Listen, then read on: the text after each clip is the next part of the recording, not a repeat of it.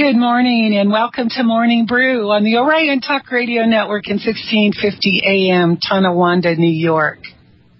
I am your host, Gwen Caldwell. I apologize. Almost laughable, the things that happen. Synchronicity, isn't it a strange thing? Okay, I'm going to bring Caleb on, and we'll get on with our show. So stand by. Hey, how you doing? Good morning, Caleb. Okay, we're up and running now. Okay, we've got a break coming up here in about 6 minutes, but Caleb, if you could just just tell the audience a little bit about yourself and how you got involved with the One People's Public Trust.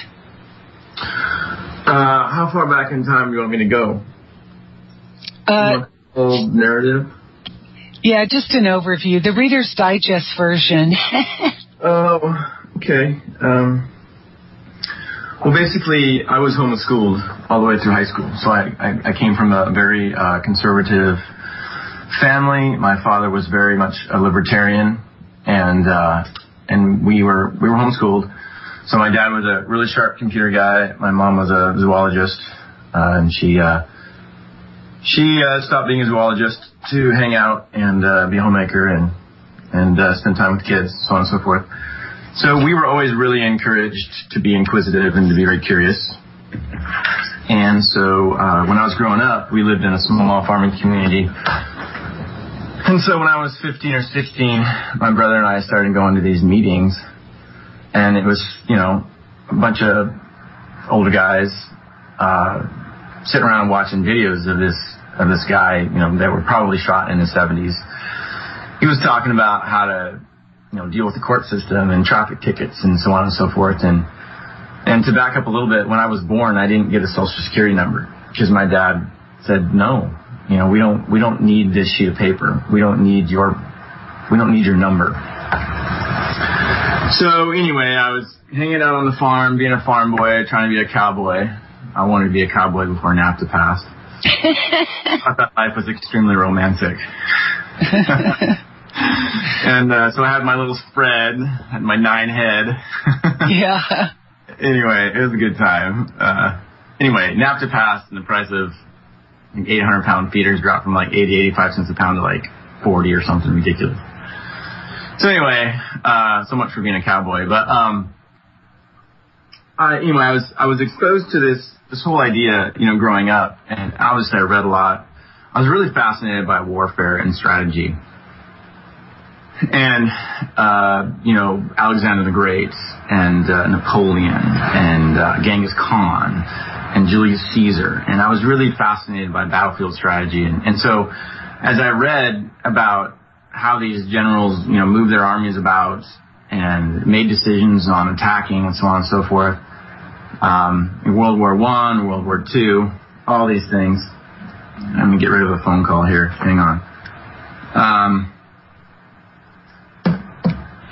I just began to become very sort of enraptured with the idea that we're free.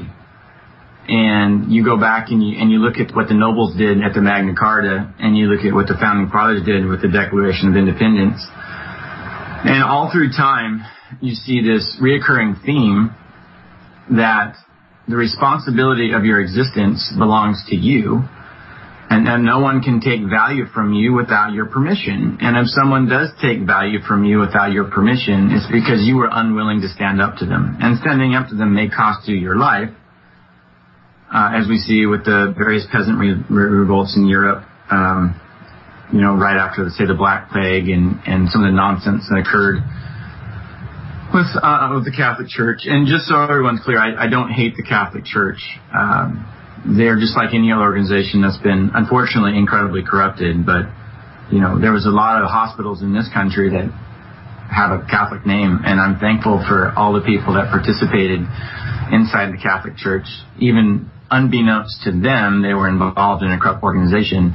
The body of work that they were doing, I believe that they they thought that they were laboring for the good, and so I'm thankful for that. So I'm thankful that there were Catholic priests that decided to set up schools and educate people in 1600s. So that being aside, I studied history basically, and as I studied history, I said, this is really interesting, and I sort of put it away. My mom always talked about when I was growing up that education is like one of those boards that painters put paint on. Right. and the more knowledge you have is like the more colors you can pick from to paint. And if you choose not to have a lot of knowledge, you may only be able to paint a picture with just black paint. But if you are well versed and have a lot of information, a lot of knowledge to draw off of, you can do a lot more. She called it, her bag of tricks or whatever. So anyway, basically the homeschooling process that my parents imparted on me was all about learning how to learn and about being very curious. I've just always been very curious. So we have the event on the farm where I grew up, and we had that sort of construct take place. And, when I was 16, I borrowed a bunch of money from my grandpa, and that's where my 9 cows came from. And so I was involved in, like, entrepreneurship. Early on. From an early on age. So, I'd made more money working at the local Dairy Queen than running my 9 head around. But, the experience that I got from doing it and trying to exchange my labor for value was very important at that point in time in my growth. So anyway, eventually, like we all did, I had to leave the home. I went to college and studied music because I wanted to play jazz. And in our home, all of us had to start playing the little family spinning organ when we were 9. And so jazz was very appealing to me. It's a beautiful form. So off to college I went. And Caleb, yep. could you just hold that thought? We're coming up on a break, and we'll pick this up right after the break. This is Morning Brew on the Orion Talk Radio Network in 1650. Welcome back to Morning Brew on the Orion Talk Radio Network in 1650 AM, Tonawanda, New York. I want to thank everyone for being patient with us and having the network come back online. So today, my guest is Caleb Skinner, trustee for the One People's Public Trust.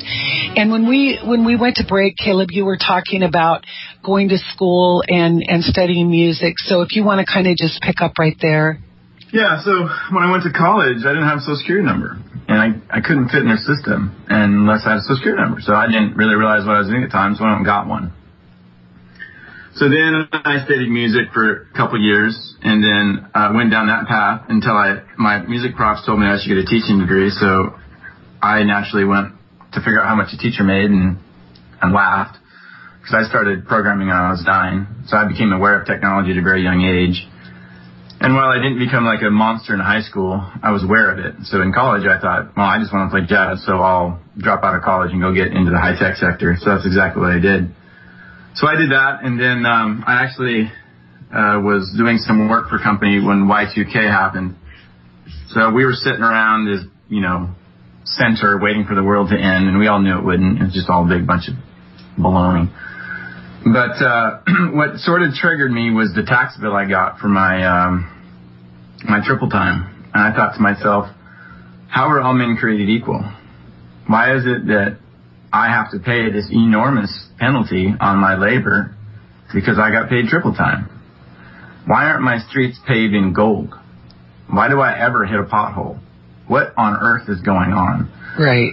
So that event caused me to remember all the stuff I studied when I was younger, and it made me very sort of inquisitive. What is going on here? Why are we paying this much money in taxes? Why did Ronald Reagan, when he was president in 81, release the Grace Commission that basically said all the money you pay to the government goes to service the debt? And that was back in 81.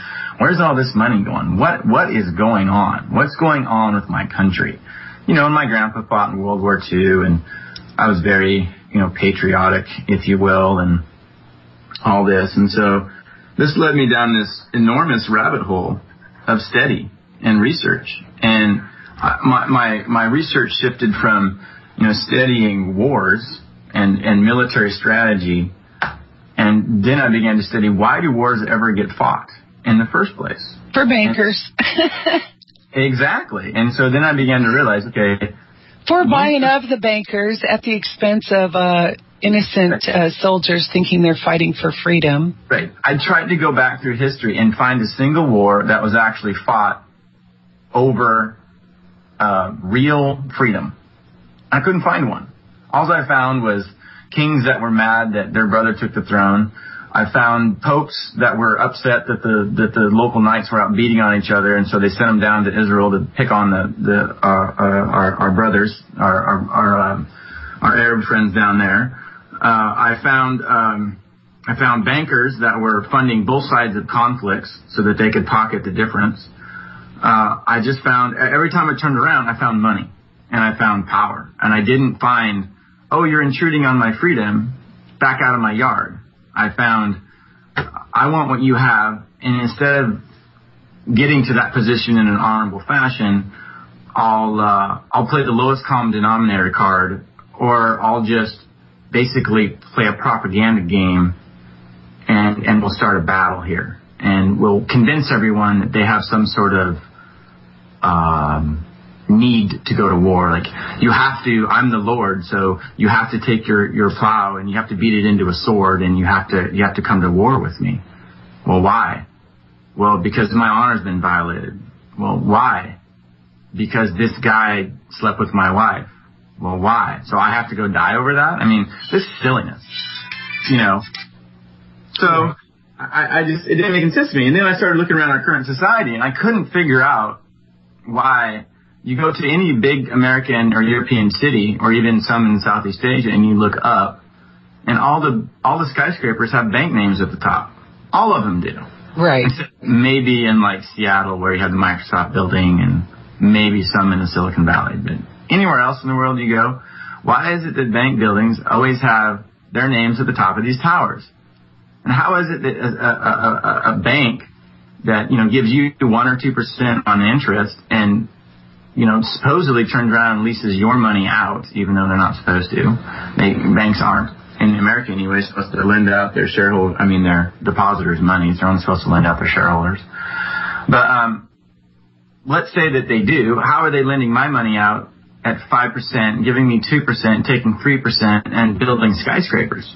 Right. Didn't make any sense. Like, I'm not dumb. The numbers don't line up. They don't add up. What's going on here? So that led me down this path of monetization and fractionalization. And then I began to realize none of this is a secret at all. No, they do it right in your face. They do it right in your face. And they don't care. And they don't care. And it's not so much that they don't care. Like, the way that I look at it, I always say the machine is really beautiful. It's magnificent. When you stand back and look at the creation that is here right now, from purely the perspective of architecture, like, I write software, so systems and frameworks are like incredibly intriguing to me. Like, this thing that we're moving away from is magnificent. The way that they've set this up and people just walk into these traps, to me, is fascinating. Like, and I was one of them. I'm like, oh my God, I can't believe how clever this is. You have this loyalty to country, loyalty to state, loyalty to God, loyalty to church, loyalty to the family, loyalty to whatever. And you never stop and look at who is really orchestrating the construct.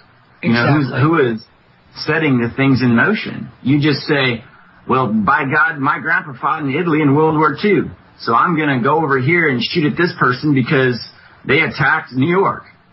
Because that's what my grandfather did. And I'm not trying to diminish my grandfather. He was amazing. Purple Heart, had 3 medals. I mean, he's truly amazing. But, you know, World War II was fought over money. It was, you know, we don't want the banks in Europe to fail, so we have to go in on their side. I mean, it's just ridiculous. So as I began to see all this, I began to see, well, okay, where's the root of all of this? Is it truly that we are enslaved, or is it that we are creating the system ourselves? And then I realized that, like everything, it starts with us. Our participation has allowed for this to go on for over a century. God, no, it's a lot longer than that. It goes clear back to the start of the Catholic Church, and it goes clear back to Roman times. I mean, it's like the senators of Rome were hanging out one day, and they had just had a slave revolt, but they were worried about one. And so one of the senators got up in the forum and said, "Hey, we need to have all the citizens wear blue bands and all the slaves wear red bands, so we know who's who." And another senator got up and said, "Hey, stupid man, if we do that, the slaves will know there's 10 of them to every one of us." Yeah, exactly. We'll never be able to control the slaves. And so it began to really become very apparent to me that what we're dealing with here is the machine is magnificent, but it's only magnificent because we refuse to stand up and say, "I'm not going to play your game anymore." So, Caleb. And as soon as well, what I want to ask you, just because we're kind of limited on time today, and I'd be happy to have you back on the show, but to get more into this. But so how did you learn or connect with the other trustees or learn about the UCC and how that could be used as an instrument to eliminate their control over the being, the living being person?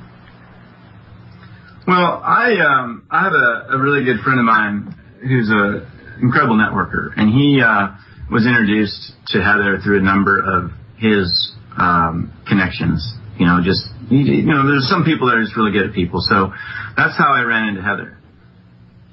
And we got into UCC because it became very apparent to us that everything is commercial. Everything is common. Yep. And once it became obvious that, all crime is commercial and everything is commercial, it's all driven by commerce. And that's not just in the United States. That's globally. Right. That's everywhere. That's absolutely everywhere. And it's not just everywhere today. Go back in time and read ancient law. Your bull gets out and gores my servant. You owe me money. The boar gets out, it's all commerce. It's always been commerce. We've always reduced everything back to an ounce of gold or plowing a field. I mean, it's just the way it works. It's not necessarily right, but, it is what it is. So when we kind of got to that space, it became very obvious that really what has to happen is you have to, it's like the founding fathers telling King George, all men are created equal. They sent him a nice letter and informed him in his language that all men are created equal. Okay, hold that thought. We're going to break, and we'll continue this discussion when we come back. This is Morning Brew on the Orion Talk Radio Network. So I wonder if you could talk a little bit. I know that we're kind of jumping a bit, but so you connected with Heather and you were looking at the UCC stuff. So now you've become a trustee. Mm-hmm. And of this One People's Public Trust. So what is your duty or obligation in that capacity to the people, to the trust? What is your role? How would you describe that? Well, it's an interesting question. I would describe the role. So essentially the trust is anytime two people get together and express themselves, you can have an express trust. The idea of the trust is when the founding fathers expressed themselves, the trust was created, and then those trustees eventually died. And when a trust never really dissolves on its own. When its trustees die, it just goes dormant, but it's still there. So the role of the trust, as I see it, is to interface between the people and the government. And right now we have no government. We have corporation. Exactly. And as far as I'm concerned, I believe that what the trust needed to do occurred, and it no longer is relevant.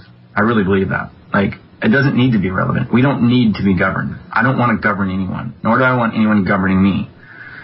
So the whole thing that we did was just to claim title to people's labor. It's the same thing that the Lords did with the King at the Magna Carta. It's the same thing that the Founding Fathers did with King George. We used a vehicle that they could understand, and we put it in their language. And we said, hey, what do you think about this? Please refute us. If you have if you really have labor, if you really have right to my labor, please come forth with the contract. Please come forth with your position. And they didn't. I don't believe that we need a government. I don't need anyone telling me what to do. I don't need to tell anyone else what to do. So as far as I'm concerned, I don't know why we can't just ban the whole thing and go back to living as honorable men and women. Like, I don't understand why that's a problem. I don't understand why we just don't pay for the things that we consume, and why don't we embrace the chaos of a free market and free technology, because you can't have one without the other. And when we do that, society will make tremendous leaps forward. But in order to do that, we have to stop telling our brothers how to live. And that's the business of government. I'm going to tell you how to behave. Well, why do you get to tell me how to behave? Why is that your affair? Why do you get to take my labor and give it to someone else? Why is that honorable? I mean, right. Charity is charity if it's forced. So what happens in the real world, day to day? What has changed for the people in filing these UCC documents? What does that give the people now that they didn't have?